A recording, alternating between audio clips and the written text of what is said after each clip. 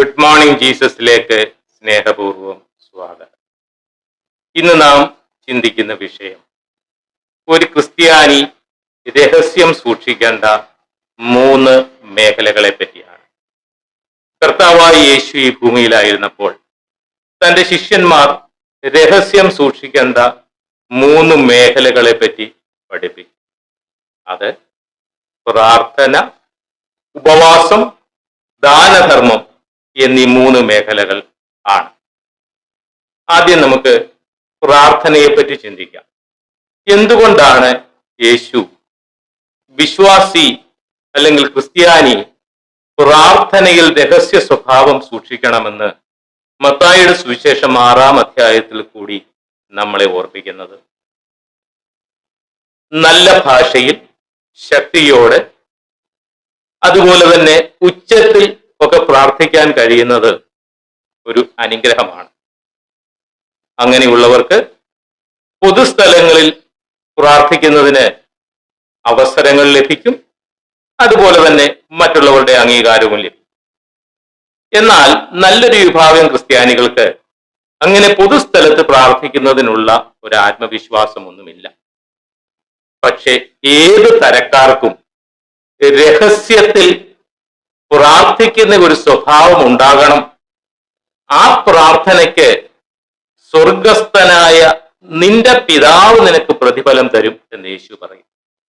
അതിന്റെ അർത്ഥം ഞാനും എൻ്റെ പിതാവും തമ്മിലുള്ള ഒരു ഹൃദയത്തിന്റെ പകർച്ചയാണ് പ്രാർത്ഥന എന്നുള്ളതാണ്. അതിന് ഭാഷ ഒരു പ്രശ്നമല്ല. ഹൃദയത്തിന്റെ ഭാഷയാണ് വേണ്ടത്, ദൈവശാസ്ത്രത്തിന്റെ ഭാഷയല്ല. അതുപോലെ തന്നെ നിഘണ്ടുവിലെ മനോഹരമായ ഭാഷയുമല്ല, ഹൃദയത്തിന്റെ ഭാഷ. അത് ചിലപ്പോൾ പരിഭവം പറച്ചിലാകാം, കണ്ണീരാകാം, നിലവിളിയാകാം, ഉച്ചരിച്ചുകൂടാത്ത ഞരക്കങ്ങളാകാം. എന്തായാലും സ്വന്തം അപ്പന്റെ മുമ്പിൽ ഹൃദയത്തിന്റെ ഒരു പകർച്ചയാണ് രഹസ്യ പ്രാർത്ഥന. അതുകൊണ്ട് തന്നെ ആ അപ്പന്റെ മുമ്പിൽ ഹൃദയം പകരുമ്പോൾ അത് കേട്ട് പ്രതിഫലം നൽകുന്നവനാണ് സ്വർഗസ്ഥനായ പിതാവ് എന്ന് യേശു ഉറപ്പിച്ച് പറയുന്നു. ആ പ്രതിഫലം ചിലപ്പോൾ ഉടനെ ലഭിക്കുന്നതാകാം, ചിലപ്പോൾ കൂട്ടിവെച്ച് കൃത്യസമയത്ത് വലിയൊരു പ്രതിഫലമായി തിരികെ നൽകുന്നതുമാകാം. എന്തായാലും ഒരു ക്രിസ്ത്യാനിയുടെ ജീവിതത്തിൽ രഹസ്യ പ്രാർത്ഥന ശക്തിപ്പെടേണ്ട ഒരു മേഖലയാണ്. അതിന് പിതാവിൽ നിന്ന് പ്രതിഫലമുണ്ട്. ഇത് യേശു ഉപദേശിക്കുക മാത്രമല്ല ചെയ്തത്, തന്റെ ജീവിതത്തിൽ കൂടി കാണിച്ചു തരികയും ചെയ്തു. നമുക്ക് പുതിയ നിയമ പുസ്തകങ്ങളിൽ കാണുവാൻ സാധിക്കുന്നത്, സുവിശേഷ പുസ്തകങ്ങളിൽ കാണുവാൻ സാധിക്കുന്നത് പലപ്പോഴും യേശു തനിച്ച് പ്രാർത്ഥിക്കുവാൻ പോയ രാത്രികളെ പറ്റിയാണ്. അതുകൊണ്ട് നമ്മുടെ ജീവിതത്തിലും രഹസ്യ പ്രാർത്ഥനയുടെ ശീലത്തിൽ നമുക്ക് ഒന്ന് ശക്തിപ്പെടാം. രണ്ടാമത്തെ രഹസ്യം സൂക്ഷിക്കേണ്ട മേഖലയാണ് ഉപവാസം.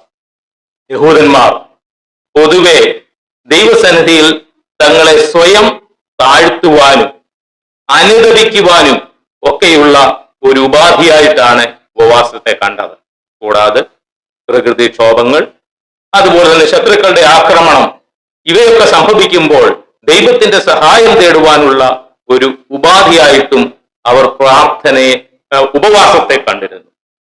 എന്നാൽ കാലക്രമേണ യേശുവിന്റെ കാലം എത്തിയപ്പോഴേക്കും പരീശന്മാരും മറ്റും അതിനെ ഒരു ഭക്തിയുടെ പ്രകടനമാക്കി അധപ്പതിപ്പിച്ചു.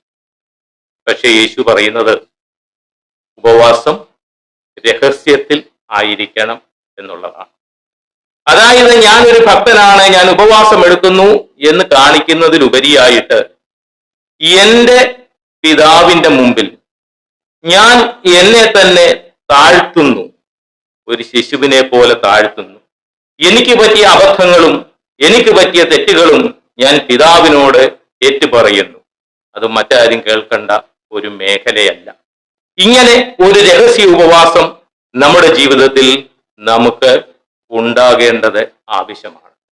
നമ്മുടെ സമൂഹങ്ങളിൽ ഒരു ദിവസത്തെ ഉപവാസയോഗമുണ്ട്, 3 ദിവസത്തെ ഉപവാസയോഗമുണ്ട്, 7 ദിവസമോ 21 ദിവസമോ 40 ദിവസമോ ഒക്കെയുള്ള ഉപവാസയോഗങ്ങളുണ്ട്. അത് മറ്റൊരു കാറ്റഗറിയാണ്, അല്ലെങ്കിൽ മറ്റൊരു തലമാണ്. എന്തായാലും നമുക്ക് രഹസ്യത്തിൽ ഉപവാസം അനുഷ്ഠിക്കുന്ന ഒരു സ്വഭാവം ഉണ്ടാകണം. അതിന് പിതാവിൽ നിന്ന് തീർച്ചയായും പ്രതിഫലമുണ്ടെന്ന് യേശു പഠിപ്പിച്ചു.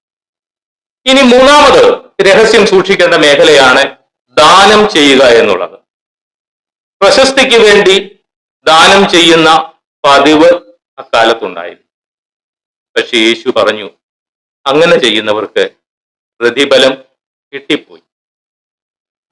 സത്യത്തിൽ ദരിദ്രർക്ക് ഏറ്റവും പ്രാധാന്യം നൽകുന്ന ഒരു വിഭാഗമാണ് ക്രൈസ്തവ സഭ.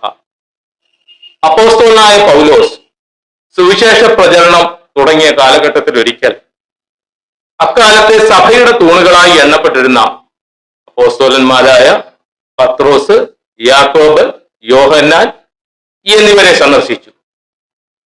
പൗലോസിന് അവർ നൽകിയ ഉപദേശം ദരിദ്രരെ ഓർത്തുകൊള്ളണം എന്നുള്ളത് മാത്രമായിരുന്നു.